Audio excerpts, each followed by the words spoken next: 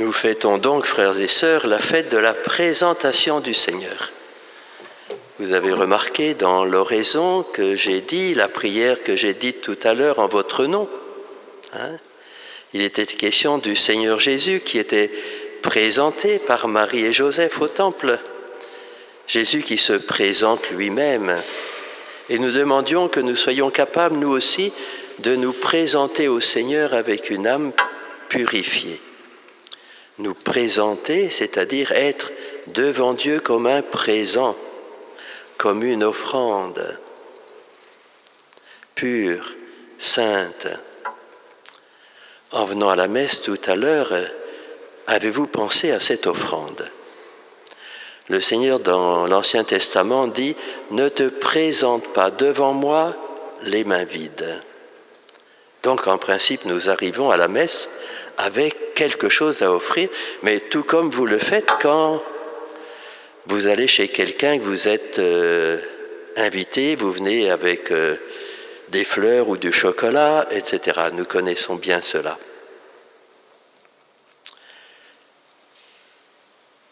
Notre difficulté, c'est de trouver le bon cadeau pour Dieu. Mesdames, vous savez bien que c'est difficile de trouver quelquefois le cadeau adapté à telle personne ou à telle famille. Bien, c'est un petit peu comme cela avec le bon Dieu. Prenons une petite parabole. C'est Monsieur Durand et Madame Durand qui doivent aller à l'anniversaire de Monsieur Martin. Or, Monsieur Martin est un grand égyptologue, spécialiste de l'Égypte ancienne. Et 2 jours avant, Monsieur Durand dit à Madame Martin, dis donc, as-tu pensé au cadeau pour Monsieur Martin ? Ah, j'ai oublié. Qu'est-ce qu'on peut lui offrir ? Tu sais bien, c'est un égyptologue, il faut qu'on trouve quelque chose en égyptologie. Ce couple habite les Ardennes profondes, ou on pourrait dire la Bretagne profonde. Où est-ce qu'on va trouver quelque chose concernant l'égyptologie dans notre pays ? Et puis, tu sais bien, ce qui l'intéresse, c'est le pharaon Aménophis IV. Oh, trouver quelque chose sur Aménophis IV chez nous, je vois pas bien comment. Oui, mais de toute façon, tu sais bien, c'est le grand spécialiste d'Aménophis IV dans le monde. Même si on trouve un livre sur Aménophis IV, à tous les coups, c'est lui qui l'aura écrit. On aura l'air malin de lui offrir son propre livre. Est-ce que nous ne sommes pas comme ça un peu avec le bon Dieu ? Qu'est-ce que nous pouvons lui offrir qu'il ne possède déjà ? Alors c'est vrai ce que nous offrons quand nous venons à la messe. J'ai souvent posé la question et on me répond, j'offre ma vie, mes peines, mes joies, ma semaine. Et nous avons bien raison de le faire. Mais est-ce que ce cadeau est très adapté à Dieu, à la sainteté de Dieu? Bien sûr, nous sommes tous des saints en chemin, mais pas encore accomplis. Vous voyez, notre difficulté, qu'est-ce que nous pouvons vraiment offrir à Dieu, qui lui fasse plaisir, qui soit pour sa joie? Eh bien, le bon Dieu fait comme le père de famille le jour de la fête des mères. Lui connaît bien les goûts de sa femme, il a l'argent nécessaire et il va lui offrir un merveilleux bouquet de fleurs. Exactement ce que sa femme attend. Mais qui va l'offrir ? Bien sûr, c'est l'enfant, et souvent le plus petit, qui va offrir ce cadeau à sa maman. Mais en même temps, il se dit, c'est la fête de maman, qu'est-ce que moi je peux lui offrir ?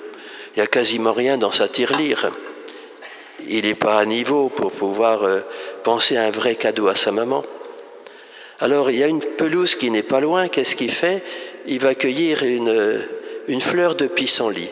C'est beau aux yeux d'un enfant. Et alors, quand le papa voit cette fleur de pissenlit, qu'est-ce qu'il fait ? Il la prend, il la met au milieu du bouquet. Et l'enfant offre tout cela. En offrant le bouquet qui vient du papa, il s'offre lui-même, bien sûr.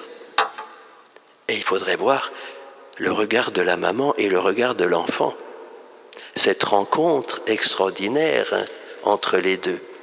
Bien, c'est ce qui se passe à la messe. Si nous regardons bien, ou plutôt nous écoutons bien les prières eucharistiques, qu'est-ce que le prêtre dit en votre nom? Nous t'offrons son corps et son sang. Nous t'offrons le sacrifice qui est digne de toi. Nous t'offrons le pain de la vie et la coupe du salut. C'est-à-dire, nous t'offrons le Christ. Dieu lui-même met dans nos mains ce que nous devons lui offrir. Il nous fait ce cadeau extraordinaire de pouvoir lui offrir le Christ en son sacrifice, en son offrande, en son présent, on pourrait dire. Voilà. Car l'Épître aux Hébreux nous parle aujourd'hui de Jésus grand prêtre, et dans un autre passage, on nous dit que dès que Jésus entre dans le monde, il est là, disponible à la volonté du Père. Tu n'as voulu ni sacrifice ni offrande, alors j'ai dit, me voici pour faire ta volonté. Nous offrons à Dieu ce Christ qui accomplit pleinement la volonté du Père pour la gloire de Dieu et le salut du monde. Et nous venons à la messe pour entrer dans ce sacrifice, pour être cette petite fleur de pissenlit, si je puis dire, et être associé à cette offrande merveilleuse, pour que l'amour qui est dans le cœur du Christ devienne le nôtre, et que le nôtre se laisse transformer progressivement par celui du Christ. Et à quel moment, je dirais, cette offrande se réalise? Alors on parle de l'offertoire, mais l'offertoire n'existe plus. Ça s'appelle présentation des offrandes, ou préparation, plutôt, préparation des offrandes. Et oui, on se prépare pour pouvoir s'offrir dans le Christ, et comment? Eh bien, à la fin de la prière eucharistique, par lui, avec lui et en lui, à toi Dieu le Père Tout-Puissant, dans l'unité du Saint-Esprit, tout honneur et toute gloire pour les siècles des siècles. Et vous répondez, Amen. Mais est-ce que vous avez conscience que dans ce Amen, vous jouez votre vie? C'est-à-dire, vous vous dites, oui Seigneur, me voici, avec toi je me présente, avec toi je m'offre. Avec toi, je veux faire pleinement la volonté du Père.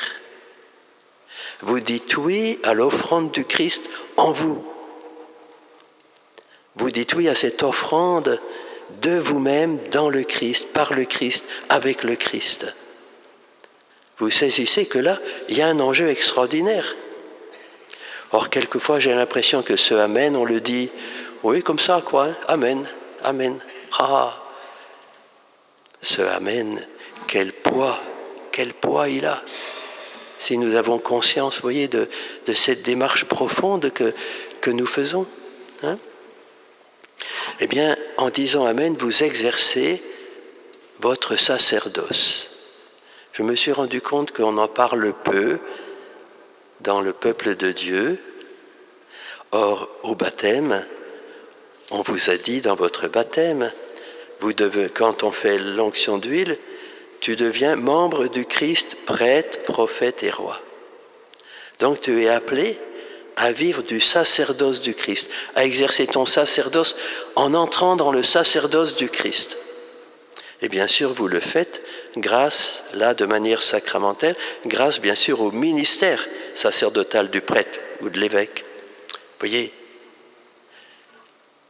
vous exercez votre sacerdoce en vous offrant dans l'offrande du Christ, en vous laissant entraîner, je dirais, dans l'offrande du Christ. Rencontre d'amour entre Dieu et l'homme. Et là, nous sommes sûrs de faire plaisir à Dieu, de faire la joie du cœur de Dieu, comme l'enfant fait la joie du cœur de sa maman. Le jour du baptême de Jésus, lorsqu'il descend dans l'eau du Jourdain, il préfigure, il prophétise sa mort. Lorsqu'il en ressort, il prophétise sa résurrection.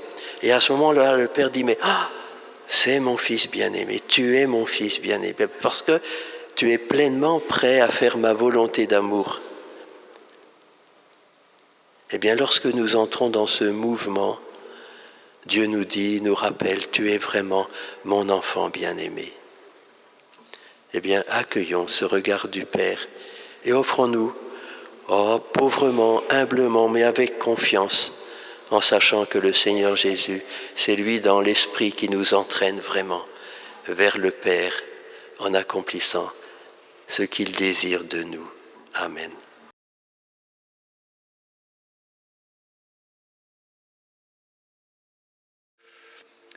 Pour les responsables des nations, que ton esprit les éclaire dans le choix qu'ils ont à faire pour instaurer la justice et la paix.